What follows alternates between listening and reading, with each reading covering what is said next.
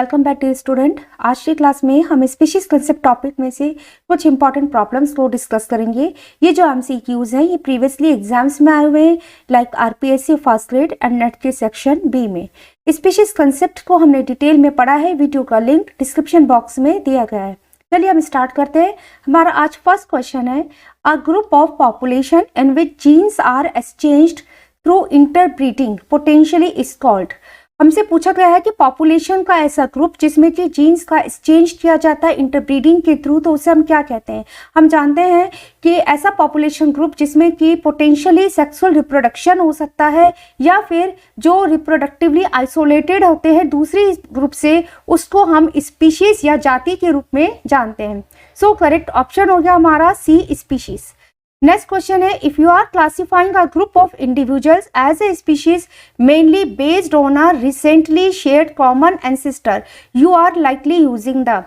हमें बताया गया है कि यदि आप एक इंडिविजुअल्स के ग्रुप को एज ए स्पीशीज क्लासिफाइड कर रहे हैं जो कि बेस्ड है रिसेंटली शेयर्ड कॉमन एंसेस्टर पर, तो आप क्या यूज करेंगे, कौन सा कंसेप्ट स्पीशीज का लगेगा। Phenetic species concept, ecological species concept, morphological species concept या फाइलोजेनेटिक स्पीशीज कंसेप्ट। तो यहाँ पर ये जो फिनेटिक स्पीशीज कंसेप्ट है ये रॉन्ग हो जाएगा, क्योंकि फिनेटिक स्पीशीज कंसेप्ट में हम नंबर ऑफ कैरेक्टर्स को देखते हैं, कितना नंबर में कैरेक्टर सिमिलर है या कितने नंबर में कैरेक्टर्स डिसिमिलर है, उसके बेसिस पर हम ग्रुप को एज ए स्पीशीज क्लासिफाई करते हैं। इकोलॉजिकल स्पीशीज कंसेप्ट में ये देखा जाता है कि उनका नीश क्या है, किस तरह का वो उनका इकोलॉजी शेयर हो रही है या कितने उनका नीश कितना शेयर किया जा रहा है, उसके बेसिस पर ग्रुप को स्पीशीज की फॉर्म में कंसीडर किया जाता है। मॉर्फोलॉजिकल स्पीशीज कंसेप्ट में हम मॉर्फोलॉजिकल कैरेक्टर्स को कंसीडर करते हैं, ये ऑप्शन भी रॉन्ग हो जाएगा। फाइलोजेनेटिक स्पीशीज कंसेप्ट को यूज करेंगे, राइट है आंसर। फाइलोजेनेटिक स्पीशीज कंसेप्ट में हम रिसेंटली शेयर्ड कॉमन एंसेस्टर को देखते हैं कि जो ग्रुप है वो कितना कैरेक्टर्स जो है अपने एंसेस्टर के साथ में शेयर कर रहा है। बेसिकली फाइलोजेनेटिक स्पीशीज कंसेप्ट में जो कैरेक्टर्स देखे जाते हैं वो मॉर्फोलॉजिकल के साथ में मॉलिक्यूलर लेवल के होते हैं। ये देखा जाता है डीएनए की कितनी सिमिलैरिटीज है एंसेस्टर के साथ में, आपस में कितना डीएनए सिमिलर है, और उसके आधार पर इंडिविजुअल का जो ग्रुप है उसको हम एक स्पीशीज में कंसीडर करते हैं। नेक्स्ट हमारा क्वेश्चन है, which species concept utilize morphological and molecular characters to distinguish between species. हमसे पूछा गया है, हमें कहा गया है कि आप कौन सा कंसेप्ट यूज करेंगे स्पीशीज का। अगर आपने स्पीशीज के बीच में इस दो स्पीशीज को डिस्टिंग्विश करना है तो किस कंसेप्ट का यूज करेंगे, मॉर्फोलॉजिकल एंड मॉलिक्यूलर कैरेक्टर्स के बेसिस पर। Biological species concept, morphological species concept, phylogenetic species concept और ecological species concept.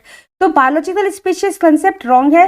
Biological species concept में हमें दो स्पीशीज को डिस्टिंग्विश करना हो तो हम ये देखेंगे कि उनमें पोटेंशियली रिप्रोडक्शन हो सकता है कि नहीं हो सकता, वो इंटरब्रीड कर सकती हैं कि नहीं कर सकती। ठीक है, तो ये ऑप्शन हो जाएगा रॉन्ग। मॉर्फोलॉजिकल स्पीशीज कंसेप्ट में हम ये देखेंगे कि उन दो स्पीशीज के बीच में मॉर्फोलॉजिकल कैरेक्टर्स में कितनी ज़्यादा डिसिमिलैरिटीज है या सिमिलैरिटीज है, मीन्स ये मॉर्फोलॉजिकल कैरेक्टर्स के बेसिस पर होगा, तो ये भी गलत होगा। यहाँ पर हमारे को दे रखा है आप यूटिलाइज कर रहे हैं मॉर्फोलॉजिकल एंड मॉलिक्यूलर कैरेक्टर्स को दो स्पीशीज को डिस्टिंग्विश करने में। ठीक है, सो ये ऑप्शन भी यहाँ पर रॉन्ग हो जाएगा। नेक्स्ट है फाइलोजेनेटिक स्पीशीज कंसेप्ट, तो ये ऑप्शन राइट है। यहाँ पर फाइलोजेनेटिक स्पीशीज कंसेप्ट में हम मॉर्फोलॉजिकल कैरेक्टर्स के साथ में कंसीडर करते हैं मॉलिक्यूलर कैरेक्टर्स को।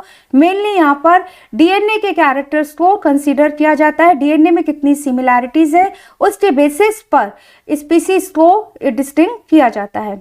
इकोलॉजिकल स्पीशीज कंसेप्ट भी रॉन्ग होगा, क्योंकि इसमें जो है स्पीशीज का या ग्रुप का हम कह सकते हैं नीश है या उनका इकोसिस्टम है उसको कंसीडर करते हैं।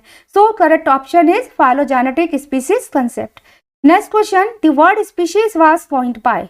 वर्ड स्पीशीज किसने दिया, जाति का शब्द किसने दिया था, जॉन रे, मेयर, हक्सले और लिनियस। बहुत सिंपल है, जॉन रे ने दिया था। इस तरह के क्वेश्चंस सिंपल इजी क्वेश्चंस पूछ लिए जाते हैं और अक्सर ये क्वेश्चंस वहाँ पर जाकर हमें एग्जाम में कंफ्यूज करते हैं। तो हमारे को अपने टॉपिक को पूरी तरह से पढ़ना है ताकि हम easy questions, average questions and then फिर हार्ड क्वेश्चंस जो होते हैं, टफ क्वेश्चंस जो होते हैं, उसको भी एक्यूरेसी के साथ में सॉल्व कर सकें। नेक्स्ट है individuals of same species having genetic variations and occur in same environment.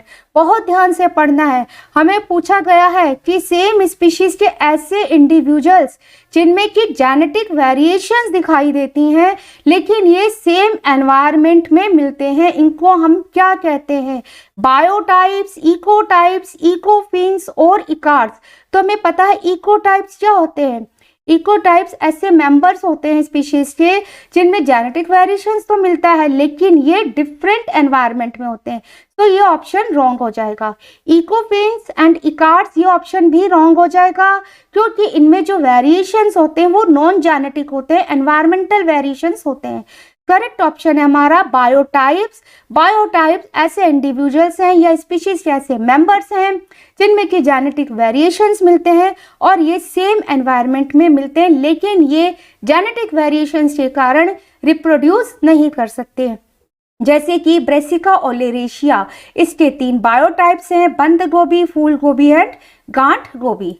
तो स्टूडेंट, आज की क्लास में हमने स्पीशीज कंसेप्ट में किस तरह के क्वेश्चंस बनते हैं उसको डिस्कस किया है। ये सारे क्वेश्चंस प्रीवियसली आपके किसी न किसी एग्जाम में आए हुए हैं। स्पीशीज कंसेप्ट को डिटेल में पढ़ने के लिए वीडियो का लिंक डिस्क्रिप्शन बॉक्स में दिया गया है। आपके टॉपिक के रिगार्डिंग कोई भी क्वेरी है तो उसके लिए भी आप मुझे मैसेज कर सकते हैं। मेरा चैनल को आप सब्सक्राइब जरूर करें, अपने फ्रेंड्स के साथ में शेयर करें। Thank you student.